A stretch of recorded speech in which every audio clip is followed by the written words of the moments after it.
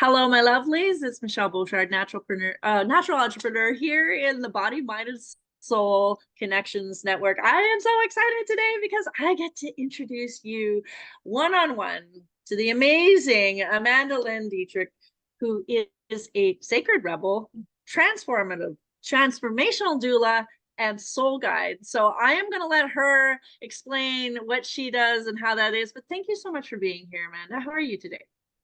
I'm awesome, Michelle. Thank you so much for having me. I'm super psyched too. So thank you. It's gonna be so fun. Okay, so tell me about. Okay, I'm most interested in the sacred rebel bit, but and transformational doula. I mean, I'm a digital doula, so I love the whole doula Okay. concept. But and then soul guide. So how do those? What are those three things and how they fit together? So how that kind of comes about is I've always been that person that doesn't want to do it anybody else's way. I want to do it my way. And when I try to do it somebody else's way, it doesn't work out. And I feel like I'm like hitting my head against the wall, right? Yeah. So we have in so many different sectors of life, be it spiritual, digital, hairdressing, because my partner's a hairdresser, that's why that came up. All these different people say, do it this way, do it this way, do it this way. And then when that doesn't work, you feel like something's wrong with you. You start to kind of go into this, why can't I do it this way? Why? And especially for those of us that are neurodiverse, and even those that are neurotypical, it doesn't, none of us fit into boxes. None of us fit into boxes.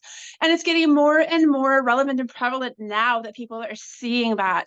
And everything's coming up to the surface. If things aren't working the way that it's been, all of these boxes. So you have people that are coming up and feeling like claustrophobic within this box. So the whole sacred rebel thing is about finding your way of doing it. Mine is but one way, not the only way.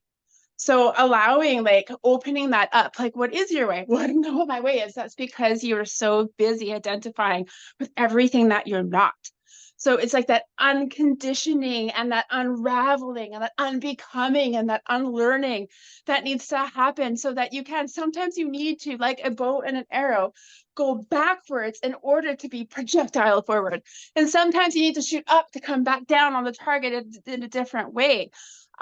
So many of us learn in so many different ways, and that's the beautiful thing, is you're not ever going to be for everybody, nor should you have to be. You let your, like, finding that, giving ourselves permission to be our awkward, weird, awesome, out there, to be misunderstood, to be misinterpreted by those that don't necessarily resonate with your vibe, because it's okay. It's okay. Your people will find you.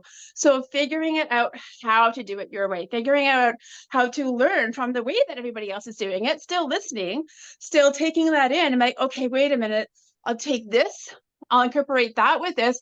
This feels good with this, removing this, shifting this, and making it into something that works for you.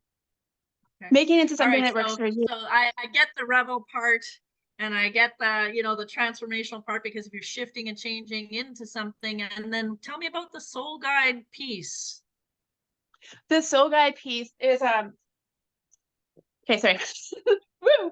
The No, name of the, I yeah, totally the interrupted you. transformation one too. I'll just kind of double back on that in a second. I'll come back to Yep. soul guide. With the transformation doula part, everybody has probably heard the whole analogy of the caterpillar to the chrysalis to the butterfly, right? And the chrysalis is like breaking down into a hot mess and recalibrating and resetting and then breaking free from the cocoon into the butterfly, from the chrysalis. And if a cocoon is broken, if the chrysalis is broken from the outside in, butterfly dies. Has to break from the inside out. So it's like helping with that process of the breakdown to break through, is that kind of thing, because it looks different for all of us and it isn't just a one-time thing. We go through many transformations and many caterpillar to butterfly stages over and over and over again in our life. So it's really helping in kind of shifting through that for yourself, because it shows up not only differently for everybody, but differently for every stage on the evolution of self and being, right? So the soul guide also kind of plays into that, is helping you in that evolution and expansion of soul and of beingness and of remembering and becoming, again, who and what you truly are down here, not what you believe yourself to be, figuring out that spirituality for yourself. Because a lot of us have some, and if religion works for people, that's great. But I called myself a recovering Catholic because I had to, like, I had to deal with some pretty decent religious trauma, not just from this life, but from past lives as well. A lot of it. in order to come to terms with myself. A lot of my clients as well, I had clients that couldn't use the word God, angels.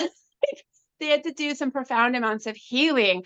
So it's finding, again, like the sacred rebel aspect, it's finding, being able to find what works for you, healing the trauma, figuring out what doesn't work so you can heal that, all of the different layers in this life and in all of the various dimensions of time and space, and shifting, again, finding your way, assisting you in finding your way through your spiritual and personal evolution and growth. That's really, so what led you, you mentioned your story, like what led you to, what was the trigger for you to start doing this for other people? Yeah. The biggest trigger, so like I said, I've been a weirdo since I was this big. I could see, feel, and know things beyond. And I was born into a mainstream family. My mom did the best that she could, but she didn't understand that she was an intuitive either, right? So we all do the best that we can given our personal experience and our personal situation. And so I was this massive empathic, intuitive kid that had no idea. Sponge, sponge, sponge, sponge, sponge. So at 18 years old, I petitioned, like I pushed up against the university that told me I couldn't get into the program I wanted. And I said, yes, I can, because I was too young and they let me in. So at 18 years of age, I not only got into the program that I wanted to, that I was told no, but I hit the ground running because it was a high-risk populations counselor. It was corrections program that I got into. So I'm working like with some people with a lot of heavy emotional shit going on. But here I am, this old soul, not even knowing what the hell that was, just showing up and being able to help people on the deeper levels of being without understanding what that was, and constantly in shit for being able to do it. Because all other people saw was they were in the field for 10, 20, 30, 40 plus years. And here this 18-year-old comes in and is able to meet people where they're at and help them shift to the things that they've been being worked with for like X amount of time, right? Because I was able to meet the person where they're at, intuitively see, feel, and know what that person wasn't even able to articulate. And a lot of the people who are in the system have got to the point that they're sick and tired of being misinterpreted and misunderstood and misguided and pigeonholed and not actually listened to. Not just listen to from our ears, but from our heart. So many of us don't even listen to ourselves, that we don't know how to listen to others in that way. That's another thing I teach as well. So when I was seeing all of these different people falling through the cracks and all of this pain that wasn't actually being helped, it was just kind of being like here's a hamster wheel. Yes, it was treated. It's like if I cut myself and put a whole bunch of dirt and mud and grosses in there and then put a band-aid on top of it, and when that bleeds through, put another band-aid on and another band-aid on and another band-aid on. So now we have all these pretty band-aids on, but there's a festering wound underneath that's actually getting worse. It's not healing. And when I saw that's what the system was doing, instead of like, okay, let's go into that core wounding. Let's go into that inner child healing. Let's go into the ancestral healing. Let's go into the, some people like to I think karmic is the common word. I just call it the healing that needs to happen across all dimensions of time and space, right? We're not just, we are a soul having a human experience and we brought a bunch of stuff with us. Let's unleash the baggage, right? Like, let's let it go instead of continuing to compound this stuff on. And that shows up differently for so many different people. But that was the catalyst for me to be like, hey. And then I got into the thing, the universe kind of just went, and all of a sudden I found mentors. I got into Reiki. I call Reiki my gateway drug. What I do now has only the tiniest of little hints of Reiki in it, because I'm up in so many different higher dimensional energies and shifting things. But it taught me who and what I was, and it reminded me who and what I was. So I got my master teachers in that, or in Soy and Karuna, and a whole bunch of other certificates on the wall, which is great. But it was just the reminding again. It's like all these different things, all these certificates on the wall were just, they're energy modalities that are channeled through humans. So we all have that, again, back to the Sacred Rebel Soul Guide thing and Transformation Doula. It's like we all have this innate healing energy within us and this ability to connect, and we forget because society fosters disconnection, right? And distortion. Yeah, 3D view of things.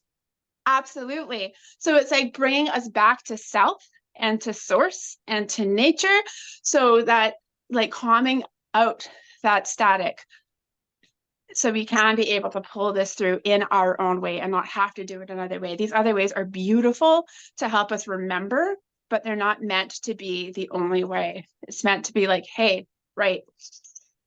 So tell me, when someone works with you, what does that like look like? They come to you, they say, I have this problem, and then what mode, like what form? I know you probably do. I'm hallucinating. You do some sort of intake to kind of like assess what way to come at them. But like, what are some of the ways you actually do work with them?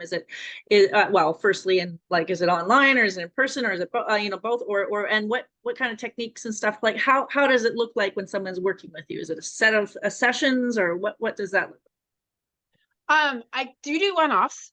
I prefer longer term. Reason being is we can do profound change in a one-off, like in a 30, 60, 90-minute session, but I can do a lot of profound change with a program, with meeting up online or in person. I do both. Like with the programs that I have, it's either once a week. And I do custom, right? Because some people are going to want more time. Some people may want less due to their finances, whatever. I do work with people with that for sure. So once a week or bi-weekly, where we meet up and then touch base, like within the week. This is, it's hard to say how it looks, because how it looks is very different for every person, because every person is coming up with something completely different. So there's a lot of similarities and a lot of differences as well. So yes, we do like an intake kind of thing where we just kind of sit together and I let people tell me like what it is that's presenting for them, what they want to shift from their perspective, what is showing up for them in this moment. And the whole time I'm kind of watching energetically, because there's the conscious and the unconscious, right? So right? that which we know and we think is the problem, and then spirit's going. So I'm also listening to your spirit guys at the same time. You're telling me, okay, this is what I'm feeling is going on. And then I'm also pulling in the directive from spirit, so we can work collectively with both and try to and be able to shift through that together. Okay. Modalities are like quantum healing energy. So channeling, like similar to Reiki, where you're just channeling higher dimensional energies. When I'm doing channeling, I'm also channeling not just higher dimensional energies, but also like sacred geometry symbols, sacred healing symbols, all of these different things and that. I also am doing more incorporation of like somatic healing, and I'm going to be incorporating dancing into it.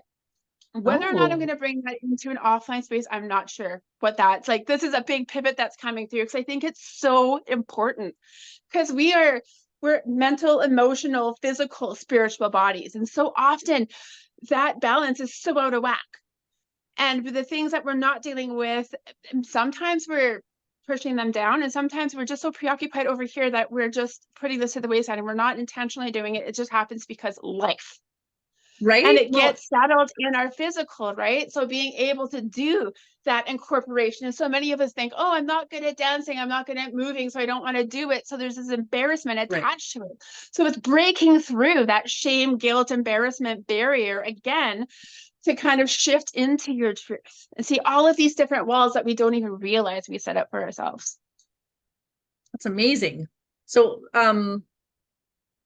what are some of the most common challenges that you get? What when is there sort of a common thread, or a particular demographic that you like to work with, or just is it what are the most common challenges that you hear across your desk, so to speak?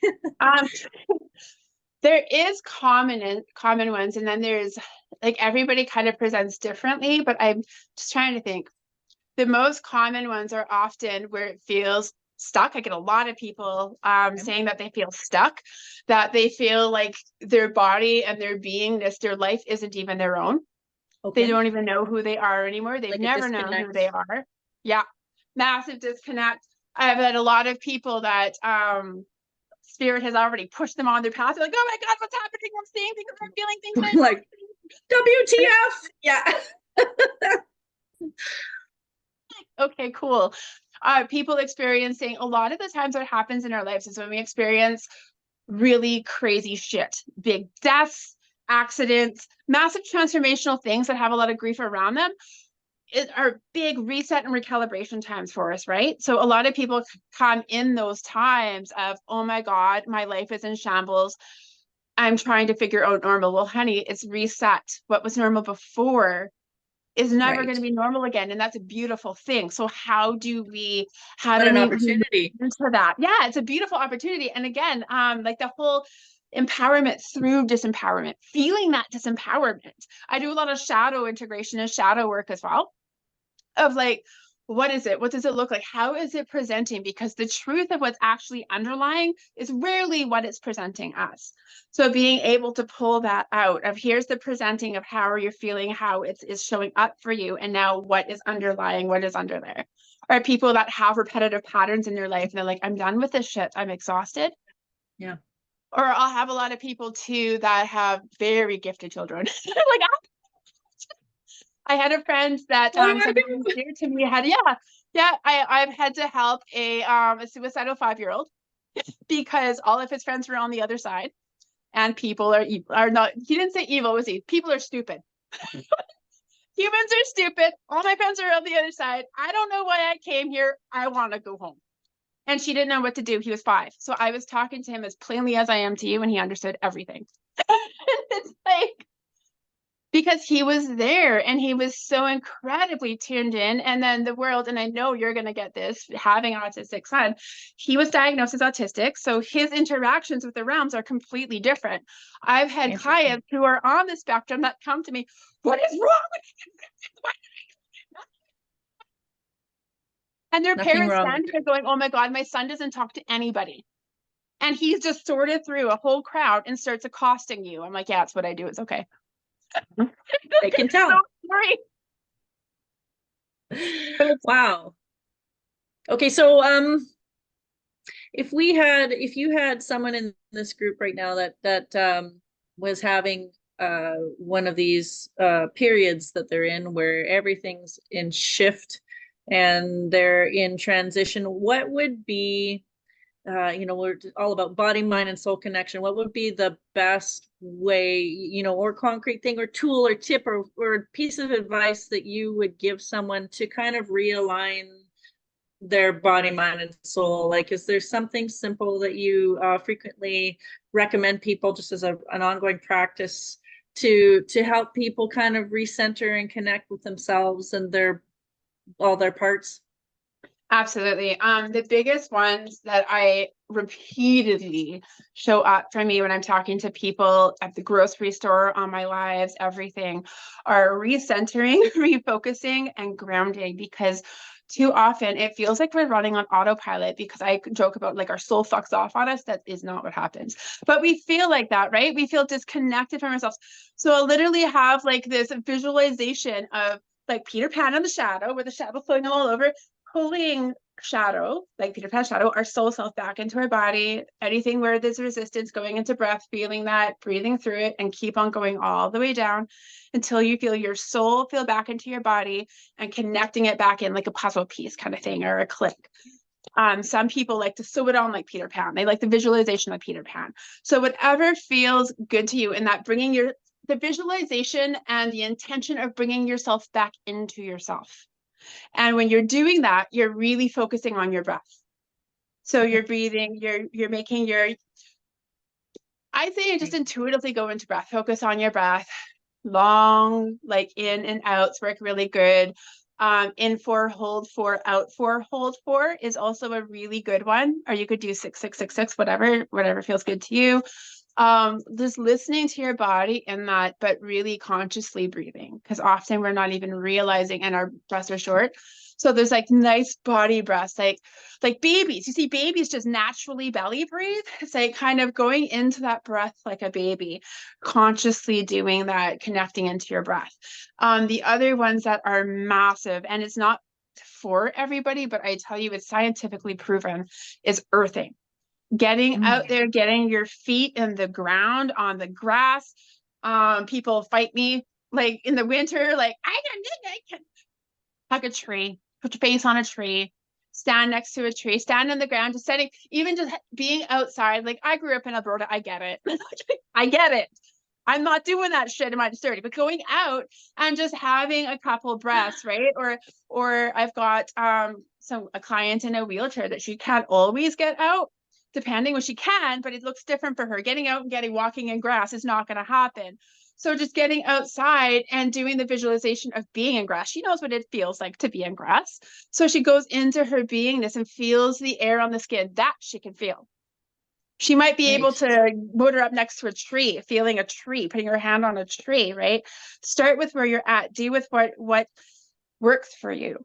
But like harnessing the healing of nature, and nature really helps us reconnecting back to ourselves. Dancing, vocalizing, like screaming in a bathtub underwater or screaming into a pillow, letting it out. If you need to cry, cry. Don't let yourself become emotionally constipated because you don't want to look a certain way, or you don't want somebody to see you a certain way. Then get yourself into a private. I have gone into my damn car and cried. When I was a step parent, I'm like, I forgot something in the truck. My kids were driving me wild. And And no I had space. a little, I am on timeout. You are not the only one who gets timeout. I am on a timeout. And then I would do the energy. Obviously, I'm not doing, like with my partner's home, I'm doing that. I'm not leaving the kids in the damn house. But when there was somebody else involved, then I would go and I would take that time for yourself. Enough with the fucking excuses, because if you're not filling your battery first, you can't boost anybody else. And then the whole like body movements, right? So parents are like, oh, it's so hard to do this. And I'll say to clients with children, incorporate your children. Put on a fun song when you're feeling all that energy. Like this, guarantee they are too. They're sponges. Find a fun song, dance it out. Just shake it out. Shaking, also like dancing, shaking, jumping. This is all things that help re-regulate our nervous systems, especially for those of us that are have dysregulated nervous systems ourselves. And then we're dealing with children. Our children are dysregulated, or otherwise dysregulated nervous systems. It's like, okay, how do we do this together? How do we re-regulate together? And then how do I do this separate? And then meditation. And people will say to me all the time, I can't meditate. Okay. Meditation isn't always like, that's one method. It's one method. Breath, like what I was saying with that visualization of pulling back in your being and moving into breath, that's a meditation. Walking outside with intention, watching, like listening to the birds, watching the grass under your feet, either bare or shoed, meditation. Doing the dishes, thinking about nothing else but the dishes, meditation. Dancing, feeling into where in your body feels stiff and focusing on that and how your body is telling you to move. So you start by moving to the music, and then the music starts moving you. Meditation. Figure out what works for you. I am not able to sit like this all the time. It's not happening all the time. It sometimes makes, yeah.